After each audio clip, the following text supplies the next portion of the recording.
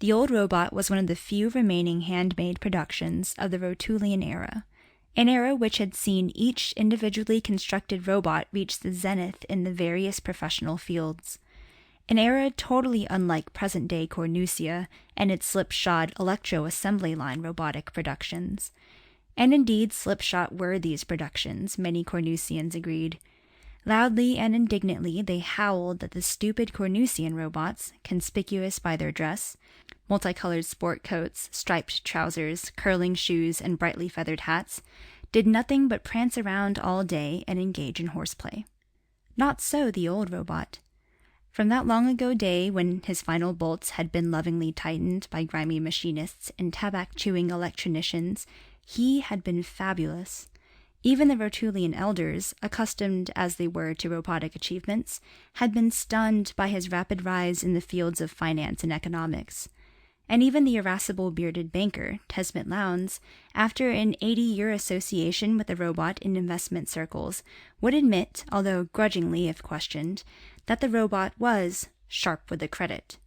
Upon the early demise of the elder Lowndes, at age 90, and there were raised eyebrows in Cornusian society at such an early departure, his will, officially striped in red and green and properly opened in the presence of the required 7 witnesses, was found to state unequivocally, "It is my last testament, under the laws of Cornusia, that my long-time and good friend Nestor shall operate the finances of my estate for my son Harry, sole survivor, until—" And there followed, set down in tiny multitudinous lines of legal terminology peculiar to the age, the conditions and the length of the operation of the estate.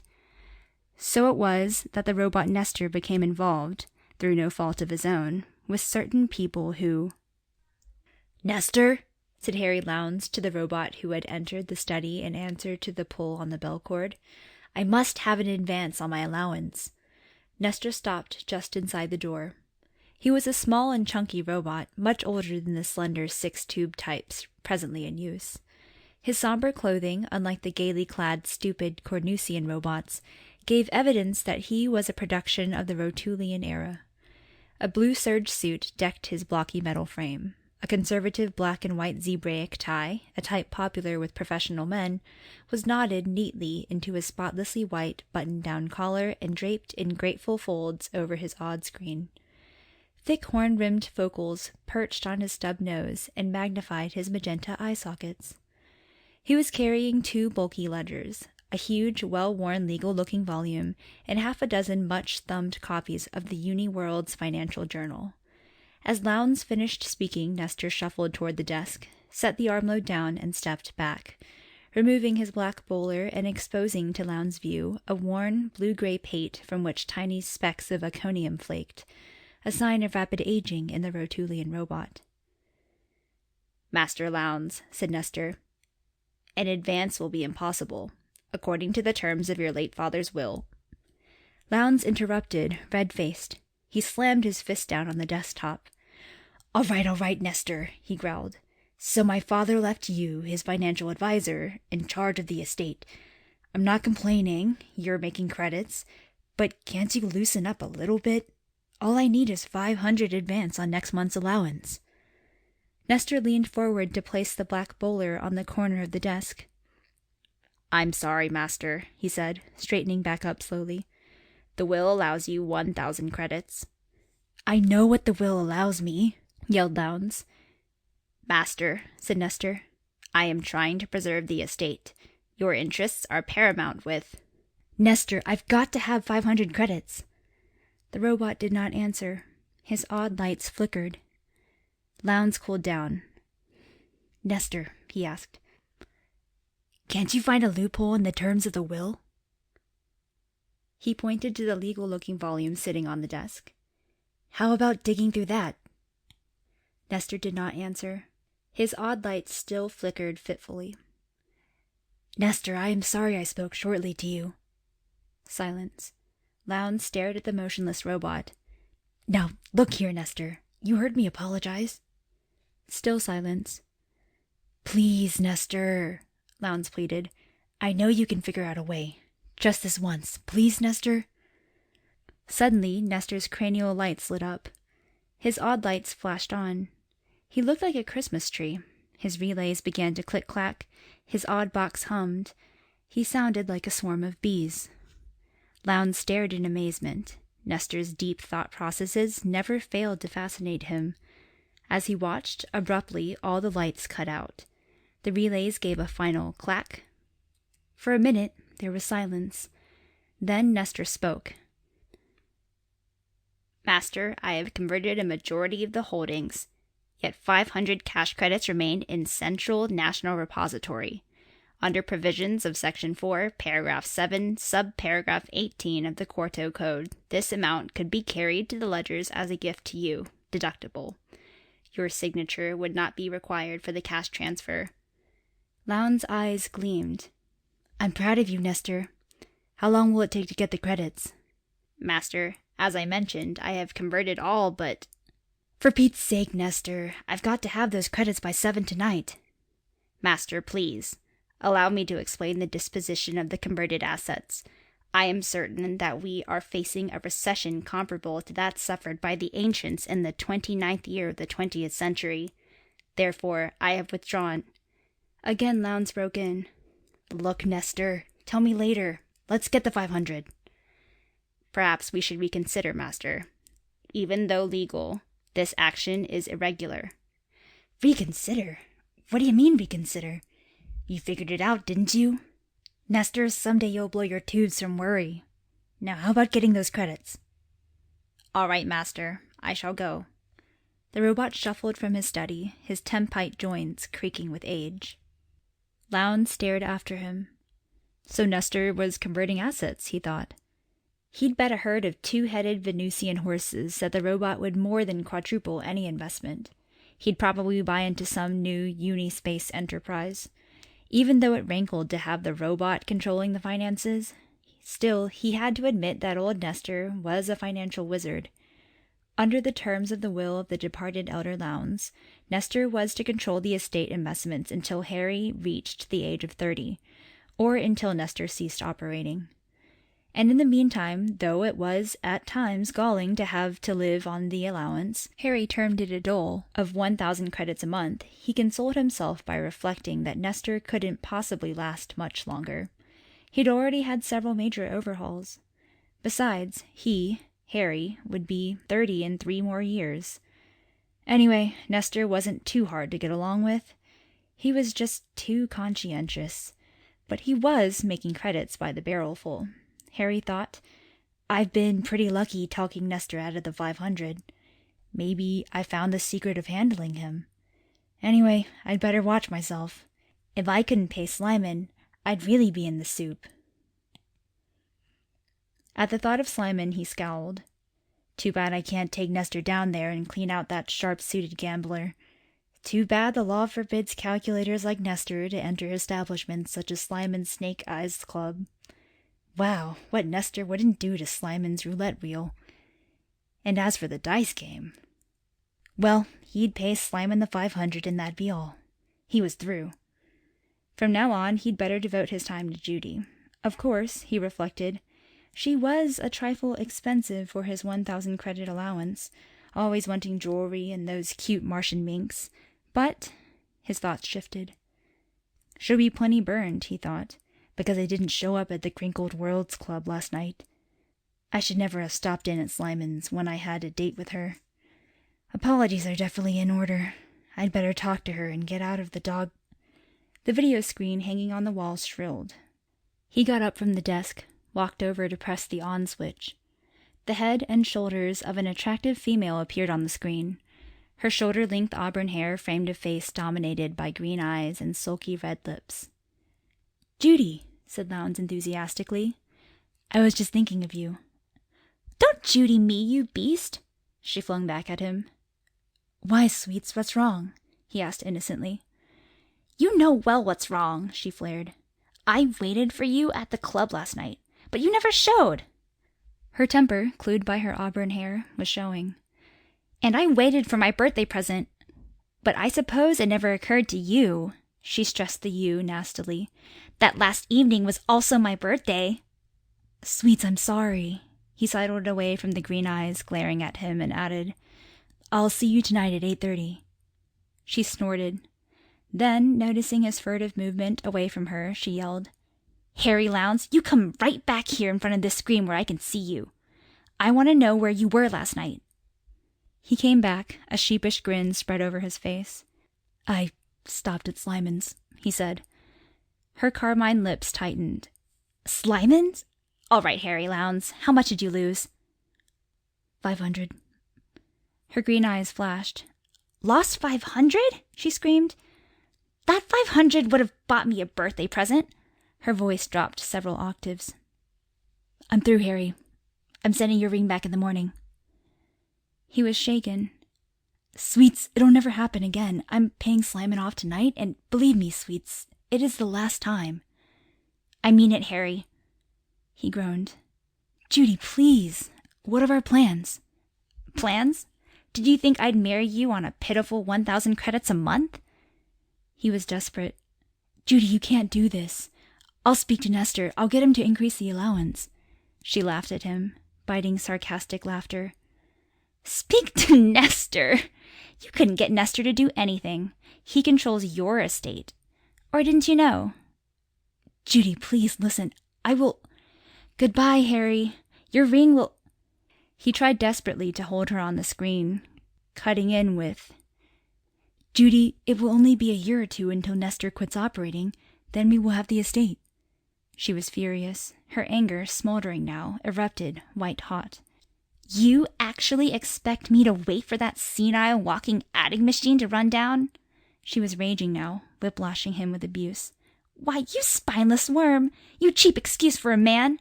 If you were half the man you pretend to be, you'd make that stupid robot quit operating. Goodbye!" The impact of her words had stunned him.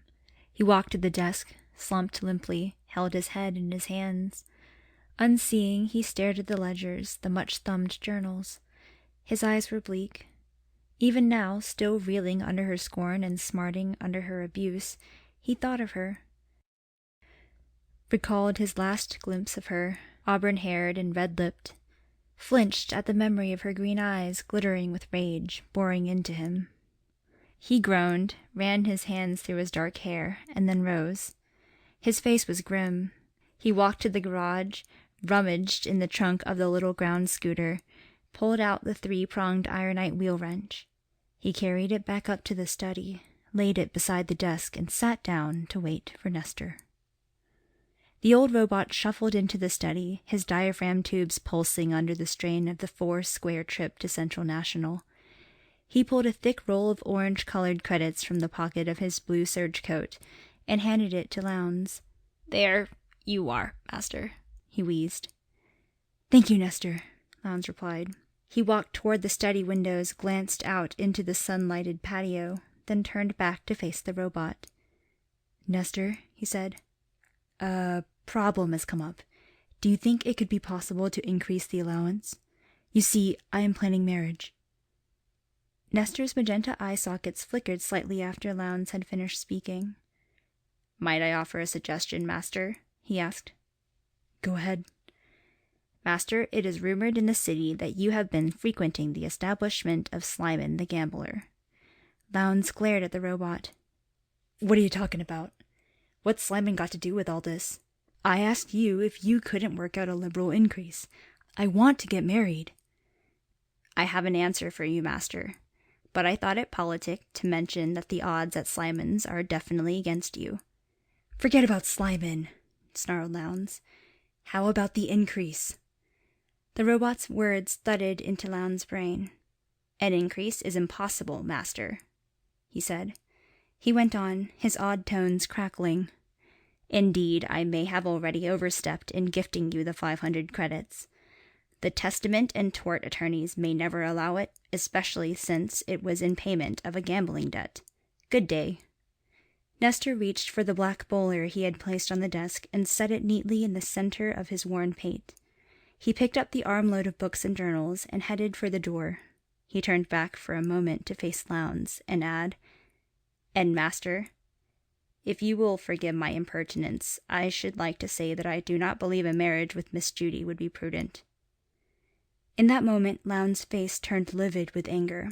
Seizing the heavy wheel wrench, he lunged for the blue-clad robot. He brought the wrench down squarely in the center of the black bowler.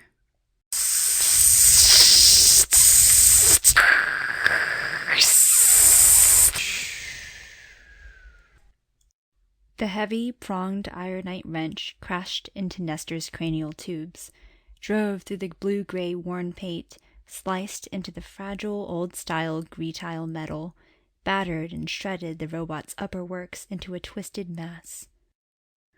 Again and again, in maniacal fury, Lowndes slammed the ironite prongs down. Nestor crashed to the floor in a final hiss and crackle. Lowndes stared at the robot's smashed remains, stared at blue-gray old-fashioned gretile metal scattered in a twisted heap of powdered tubes, shredded relays and curling tensite wires. Off to one side the ledgers lay where they had fallen. He reached out and picked up one of them. He thumbed through the pages, ran his eyes over the list of holdings set down in Nestor's precise hand. What was this? The page titled Central National showed withdrawals. Where was the balance? His eyes riveted on the final figure. 0. He threw the ledger down, reached hurriedly for the other. Ha! Here were further listings. He flipped rapidly through page after page, intent on the balance. Page after page, One World Banking, Coxcom Trust, Martian Financial Institute, Venusian Investors, Cornusian Text Fund, but what was this? All showed withdrawals. All showed balance 0. Balance 0. He sagged against the corner of the desk, his face pale. His hands shook. Where were the credits? What had Nestor done with them? Sweat broke out onto his forehead. Steady. Steady. He dragged himself back from panic. His mind worked. Let's see. Central National is the biggest of the repositories. Nestor held the working capital down there. If he converted the credits, they'd know. He'd tell them. He's dealt with them for over 80 years. I'd better go down and find out. I'll tell them... He was busy, his mind churning and twisting, concocting a story. He felt much better as he walked toward the study door. Thoughts intent on Judy, green-eyed, red-lipped, curvaceous Judy, and on the credits certain to be invested somewhere in the maze of holdings, he stepped over the pile of smashed tubes, twisted relays, and scorched tensite wires that had been Nestor. He eyed the pile. Nestor, he reflected, has met with an unavoidable accident. An accident, coincident with a tube failure on Nestor's part, whereby the ground scooter broke its electronic control and ran over the robot. And in the same line of thought, I shall have to drag him over and stack him in front of the garage and use the wheel wrench on the fenders and the headlamps of the scooter. They shall have to be battered to show that. He was smiling as he started for the big, 8-sided structure, Central National, a 4-square trip, and one which Nestor had made earlier in the day. Vice President Smilligan, a thin, narrow-shouldered man who affected a pince-nez, greeted Lowndes. He offered a cool hand. "Mr. Lowndes, this is indeed a pleasure. We don't see you down here very often. Have a seat." "No, not very often," said Harry, dropping the hand and sitting down. "Nestor handles the accounts." "Well, Mr. Lowndes, what can we do for you?" "Mr. Milligan, Nestor has suddenly blown a tube and has decided to turn in for an overhaul." "Sorry to hear that. These tube failures can be so sudden. Matter of fact, I believe I saw Nestor in our investment department an hour or so ago." "That's right, he was," said Lowndes. But after the tube blew, he became very concerned as to whether the balance he showed in the ledgers was correct. Lowndes smiled. "I told him I'd find out, Mr. Milligan. Sort of humor him, you know." Milligan rose, pulled his pince-nez out of his suit pocket, and placed it squarely on the tip of his nose. He looked over at Lowndes and said, "Mr. Lowndes, you are fortunate to have Nestor handle the financial affairs for the estate. Your father showed exceptional judgment in the selection. Naturally, we at Central National were elated. Why, we've held your family's finances and dealt through Nestor for over 80 years. In fact, ever since your father organized Lowndes' methodical investments. Milligan started for the door. Now, he said, if you'll excuse me, I'll go and check on the accounts balance. He came back frowning. He removed the pince-nez from his nose and held it in his hand. He appeared concerned. Mr. Lowndes, he said, Nestor has closed out the accounts. Every credit has been withdrawn, not only here, but in all our correspondent repositories. He paced back and forth in front of Lowndes. He stopped, peered down, and added, a 500,000 withdrawal, Mr. Lowndes. 500,000, repeated Harry. He reached for his handkerchief. His forehead was beginning to bead with sweat. We have explicit confidence in Nestor's ability, Mr. Lowndes, but... Milligan looked sharply at Harry. Are you sure he hasn't had an unreported tube failure during the past few days? After all, withdrawing 500,000 credits? He broke off. 500,000 credits, said Harry. I agree with you, Mr. Lowndes. Indeed a sizable amount. Milligan gave a weak laugh. Naturally, he continued, we are loath to lose an account of this size. That is the reason I inquired as to possible failure on Nestor's cranial range. His actions certainly have been strange. Lowndes interrupted. What? What's strange? He was all right this morning. Milligan was agitated. Are you sure, Mr. Lowndes? First of all, Nestor told Farrell, our investment man, that we Cornusians were headed for a recession of even greater severity than that experienced by the ancients in the 29th year of the 20th century. Lowndes' hands were shaking. He fumbled for a Martian rolled plover, lit it, and inhaled the greenish fumes. Why, he said, Nestor told me the same thing this morning. What does that prove? Milligan stared at the greenish fumes with distaste. He did not smoke. He said shortly, Allow me to continue, Mr. Lowndes. I am as distressed by this affair as you are. After all, 500,000 credits. He broke off, eyed the green flames curling up from the tip of Lowndes' plover, then continued, Frankly, Mr. Lowndes, I've never heard of anything so fantastic. Lowndes couldn't control his hands. He dropped the plover on the carpet. He stood. He couldn't control his shaking legs. He grasped the edge of Milligan's desk. What do you mean you never heard of anything so fantastic? He croaked weakly. What'd Nestor tell Farrell he was going to do with the credits? Milligan's face blanched. His voice, in turn, quavered. What? You mean you don't know? Why, Nestor told Farrell he was going to tell you in case an emergency came up. Farrell said Nestor walked out of here with a great big grip jammed full of the credits. Said he was going to bury them. Said he'd be back and redeposit them after the recession was going good, when a credit would be worth a credit.